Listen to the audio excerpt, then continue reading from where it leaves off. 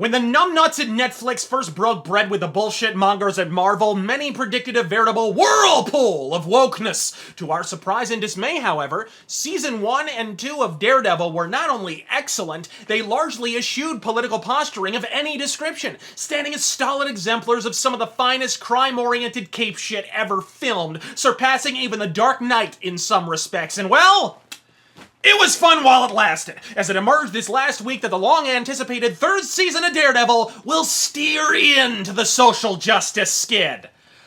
Rant fucking engaged. Take your shot.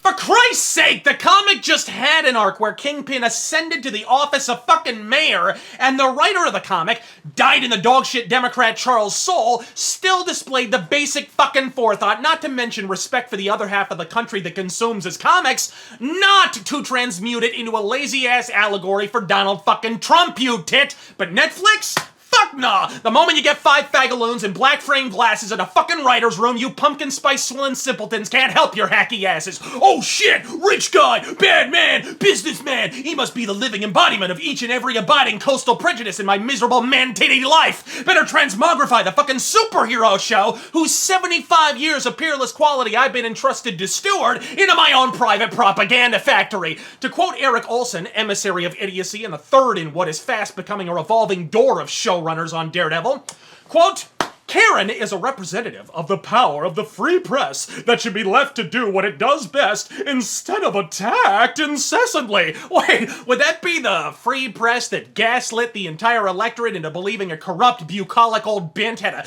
99% chance to win the election? The same Woodward and Bernstein spirit that threw the fucking book at Richard Nixon for threatening to use the IRS against political adversaries while calling it a, quote, fake scandal when Obama actually did that?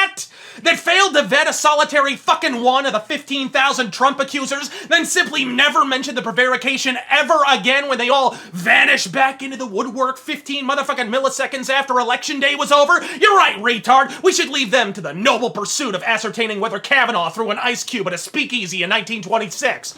Olson said, quote, It is topical. I wanted it to be. I was pissed off. Hey, that gives you something in common with the audience you just insulted. The cunt flappery continues, quote, I wanted this season to be prescriptive of how we can defeat the rise of narcissistic tyrants who use our fears against us, right? And to that end, you'll turn a living, breathing human being who for 45 fucking years prior to having the gall to run against a Democrat was little more than a magnate cum colloquial tycoon best known for fixing up Central Park and privately funding a fucking burn ward with Michael Jackson into a convenient ideological straw man for your quasi-Marxist morality play. Nothing narcissistic whatsoever about confusing the whirling socio-political hallucinoscape in your hollow cranium with real fucking life, then imposing that fictitious fucking reality on your utterly uninterested audience, you didactic dipshit. I will now quote a fellow writer and producer of some of the finest films ever made, in fact, some of which, like film noir masterpiece The Naked City, even share a genre with Daredevil. Quote, some writers have sought to solve a conflict of conscience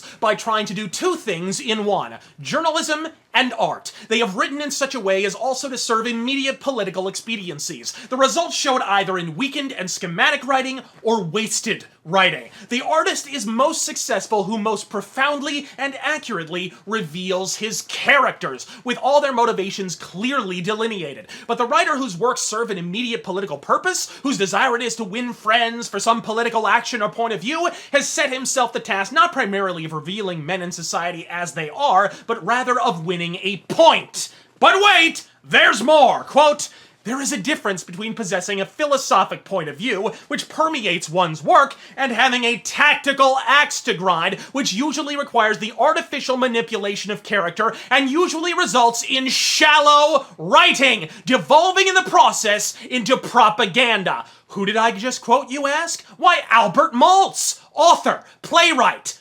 communist and one of the blacklisted Hollywood 10 who ultimately owned up to the ideological insertions in his own scripts. Process that for a beat, princess. Even a communist who wove literal Lenin worship into his film scripts finds you to be a fucking hack! He was nearly expelled from the Communist Party for writing that article, by the by. And here's the irony. Asshat Olsen accuses the other side of the very same. Quote, recognize that when you're being targeted with manipulations, there's an agenda behind that, and a villain out in the world who is manipulating you to feel a certain way, to act a certain way, to vote a certain way, to behave a certain way, and has his or her own motivations for doing so. Self-awareness? What the fuck is that? Didn't we just emerge from the Mark Waid era, standing solemn testament to this day as the lowest-selling Daredevil run in modern Marvel history? You just pulled yourself out of this inculcative fucking quagmire. Now you're cannonballing back in? From dare-splaining to Red Batman to plots that went precisely nowhere despite a protracted 5-year run on the character in question,